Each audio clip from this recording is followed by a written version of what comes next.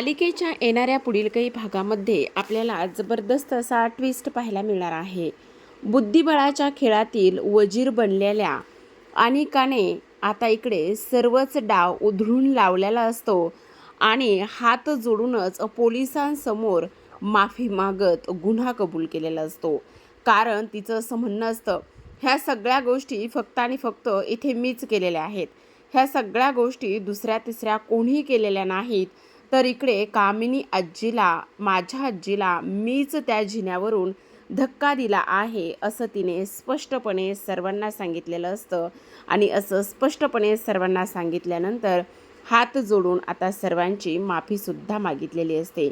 जेव्हा ती आता हात जोडून सर्वांची माफी मागते तेव्हा मात्र पोलिसांकडे आता कुठलाच पर्याय शिल्लक राहत नाही आणि पोलीस सरतेशेवटी आता इकडे तिला जेलमध्ये टाकतात आणि कमळीची निर्दोष सुटका करतात. हे सगळं काही आपल्याला या आजच्या ट्विस्टमध्ये पाहायचं आहे, जाणून घ्यायचं आहे. त्यामुळे व्हिडिओ हा शेवटपर्यंत नक्कीच पहा. तर आता प्रेक्षकांनो, आतापर्यंत आपण मालिकेमध्ये पाहतोय की इकडे आता निंगी फार रडत असते.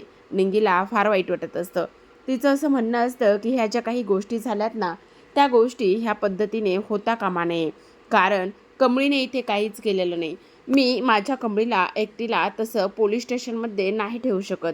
काही जरी झालं ना तरीसुद्धा मला तिला बाहेर काढायचं आहे असा विचार ती करत असते. आणि ह्या सगळ्या गोष्टींचा विचार केल्यानंतर आता इकडे अनिका तिला समजावते आणि म्हणत असते, हे बघ निंगे, तू शांत बस. काही जरी झालं ना तरीसुद्धा मी कायम तुझ्यासोबत असणार आहे. काही जरी झालं ना तरीसुद्धा इकडे आपण कमळीला निर्दोष सुटका करू. तिने काहीच केलेलं नाही ह्या गोष्टीची आपल्या सर्वांना खात्री आहे. त्यामुळे तू अजिबात काळजी करू नकोस. मी तुझ्यासोबत कायम असणार आहे असं इकडे ती बोलत असते. आता इकडे दुसऱ्या बाजूला अनिकाने ठरवलेलं असतं की नाही, मलाच आता काहीतरी करावं लागेल. मलाच ह्या सगळ्या गोष्टींचा सोक्षमोक्ष लावावा लागेल असा ती विचार करते. आता ह्या सर्व गोष्टींचा सोक्षमोक्ष लावण्यासाठी इकडे आता अनिका तयार झालेली असते. तर आता दुसऱ्या बाजूला आपण पाहतो की इकडे आता कमळीला ऋषी भेटायला गेलेला असतो. कारण ऋषीकडे मदत मागितलेली असते. जेव्हा ऋषी तिथे भेटायला जातो त्यावेळेला इकडे आता ऋषी म्हणत असतो, हे बघ कमळे, तू काळजी करू नकोस. तुझ्यावर माझा पूर्ण विश्वास आहे. ह्या सगळ्या गोष्टी तू केल्या नाही आहेत याची मला खात्री आहे. त्याच वेळेला आता कमळी म्हणत असते, माहिती आहे ऋषी सर, मी ह्या सगळ्या गोष्टी केलेल्याच नाही आहेत. पण ह्या सगळ्या गोष्टी कोणी केल्या हा सुद्धा एक फार मोठा प्रश्न आहे. ह्या सगळ्या गोष्टी कोणी केल्यात, ती व्यक्ती कोण आहे हे सगळं समोर यायलाच पाहिजे ना. म्हणजे बघा ना, खरंच कामिनी आंटी, कामिनी आजी, कडू आजी मला मारायला आली होती. पण मग तीच खाली घसरून कशी काय पडली हा सुद्धा एक पॉईंट आहेच ना. त्याच वेळेला ऋषी म्हणत असतो, हो कमळे, तू अगदी बरोबर बोलतेस. पण मला ना हल्ली अनिकाचं वागणंसुद्धा थोडंसं खटकायला लागलेलं आहे. ही सुद्धा गोष्ट आता इथे ऋषी बोलत असतो. त्याच वेळेला कमळी म्हणत असते, ऋषी सर, तुम्ही बोलताय ते अगदी बरोबर आहे. पण तुम्हाला एक गोष्ट सांगू का, तिच्यावर विश्वास ठेवणं गरजेचं आहे. कारण मला असं वाटतंय की आता ती बदलत असावी. दुसऱ्या बाजूला आपण पाहतो पोलीस स्टेशनमध्ये आता इकडे कामिनीला शुद्ध आलेली असते. कामिनीचं स्टेटमेंट घेण्यासाठी पोलीस आलेले असतात. जेव्हा कामिनीला पोलीस विचारतात, हे बघा तुम्ही अजिबात घाबरू नका. हे बघा, तुम्हाला कोणी जिन्यावरून धक्का दिला, तुम्हाला कोणी जिन्यावरून ढकललं, हे सगळं काही तुम्ही इथे सांगू शकता. तुम्हाला घाबरण्याची काहीच गरज नाही. त्याच वेळेला आता कामिनीला धडनीट बोलता येत नसतं. पण कामिनीची इच्छाशक्ती आणि त्याचबरोबर इथे कमळीवर असलेला राग, ह्या सगळ्या गोष्टी एकाच वेळेला एकवटून ती बोलत असते की हे सगळं काही कमळीनं केलेलं आहे. कमळीच माझ्या जीवावर उठली आहे आणि कमळीमुळेच माझी ही अवस्था झालेली आहे. मला कमळीने धक्का दिला आहे असं स्पष्टपणे आता इकडे तिनं सांगितलेलं असतं. रागिनी तर अगदीच अगोदरपासूनच म्हणत असते, हे सगळं त्या कमळीनं केलेलं आहे. माझ्या आईच्या जीवावर दुसरं तिसरं कोणी नाही तर ती कमळी उठली आहे. ह्या गोष्टी अगोदरच रागिनी बोलत होती. आणि आता स्पष्टपणे कामिनी हे सगळं काही बोलल्यानंतर सगळ्यांना फार मोठा धक्का बसतो. आता पोलीस म्हणत असतात, काय हे सगळं कमळीने केलंय? त्याच वेळेला आता अनिका म्हणत असते, ग्रॅनी आजी, का असं खोटं बोलतेस? हे बघ, कमळीने काही नाही केलेलं. तेव्हा आता इकडे रागिनी अनिकाला म्हणत असते, एक गप्प बस, काय चाललंय तुझं? आजीची तुला थोडीसुद्धा दयामाया येते की नाही? पण त्याच वेळेला आता अनिका म्हणत असते, नाही ग्रॅनी आजी, तू चुकीचा विचार करतेस. मी कमळीच्या गुडबुकमध्ये राहणारच आहे. काही जरी झालं ना तरीसुद्धा मी कमळीला सुखरूप सोडवणार आहे. त्यावेळेला आता इकडे पोलीस म्हणत असतात, हे बघा कमळी महाजन, आम्हाला तुम्हाला ताबडतोब अटक करावं लागेल, कारण पेशंटनेच इथे तुमच्या विरुद्ध स्टेटमेंट दिला आहे. तेव्हा आता कमळीला पोलीस घेऊन जातात. जेव्हा कमळीला पोलीस घेऊन जातात तेव्हा मात्र अनिका रडायला लागलेली असते. आता अनिका शांत बसत नाही. अनिका विचार करते, नाही, मला हा जर डाव जिंकायचा असेल, हा जर रचलेला डाव खेळायचा असेल आणि मला जिंकायचं असेल, ह्या खेळाची मास्टरमाइंड मलाच व्हायचंय. त्यामुळे कमळीला सुखरूप बाहेर काढणं आणि सगळे आरोप माझ्यावर घेणं हे फार गरजेचं आहे, असं इकडे ती मनाशीच बोलते.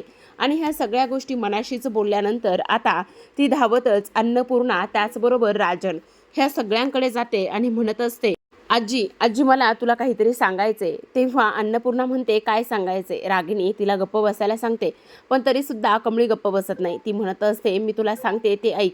हे बघ, इथे कमळीने काहीच नाही केलेलं. ग्रॅनी आजीला खरं तर धक्का मी दिलाय. खरं तर ग्रॅनी आजीला जिन्यावरून मी धक्का देऊन पाडलेला आहे. काय, डोक्यावर पडली आहेस का? असं कसं केलंयस तू, असं अन्नपूर्णा म्हणत असतात. आता राजनसुद्धा म्हणत असतो, काय चाललंय काय तुझं, डोक्यावर पडली आहेस का तू, अशी कशी वागू शकतेस. त्याच वेळेला ती म्हणत असते, हो, मी जे काही बोलते ना ते अगदी बरोबर बोलते. हे जे काही झालेलं आहे ना ते सगळं माझ्यामुळे झालेलं आहे. मीच इकडे आता धक्का दिलाय आणि धक्का दिल्यानंतर ग्रॅनी आजी खाली पडली, कारण ती कमळीला धक्का द्यायला आली होती. आणि जेव्हा ती कमळीला धक्का द्यायला आली त्यावेळेस त्या सर्व गोष्टी मला सहन झाल्या नाही आणि त्याचमुळे मी हे सगळं काही केलं.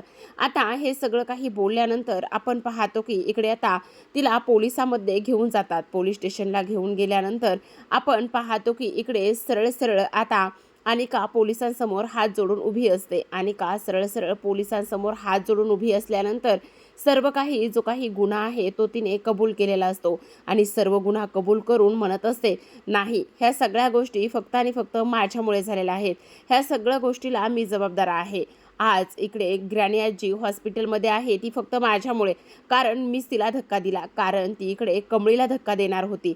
हे सगळं काही ती इथे बोलून दाखवते आणि ह्या सर्व गोष्टी बोलून दाखवल्यानंतर आता मात्र इकडे पोलीस कमळीला सुखरूप बाहेर सोडतात आणि कमळीला सुखरूप बाहेर सोडल्यानंतर आता ते म्हणत असतात, नाही, ज्याने गुन्हा केलाय ना त्यालाच आता इकडे शिक्षा होणार आणि म्हणूनच आम्हाला अनिका महाजन तुम्हाला आता आम्हाला पोलीस स्टेशनमध्ये तुम्हाला जेलमध्ये टाकावं लागणार आहे.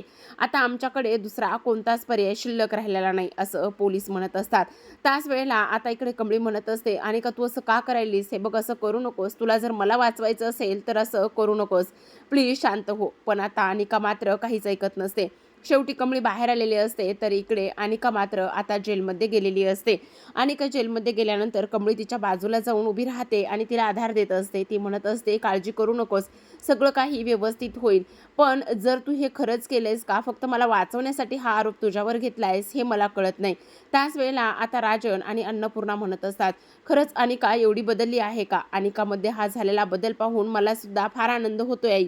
तर इकडे रागिनी म्हणत असते, आता मी आईला काय उत्तर देऊ, तिच्याच ह्या बिघडलेल्या नातीने तिचा हा सगळा प्लॅन उधळून लावला, मग आता काय करू, असा इकडे रागिणीला प्रश्न पडतो. तर आता कमळी इकडे देवीकडे प्रार्थना करत असते की अनिकाला लवकरात लवकर जेलमध्ये सुटका होऊ दे म्हणून. तर प्रेक्षकांनो, अशाच नवनवीन मालिकांचे अपडेट आणि ट्विस्ट जाणून घ्यायचे असतील, पाहायचे असतील तर नक्की चॅनलला सबस्क्राईब करा.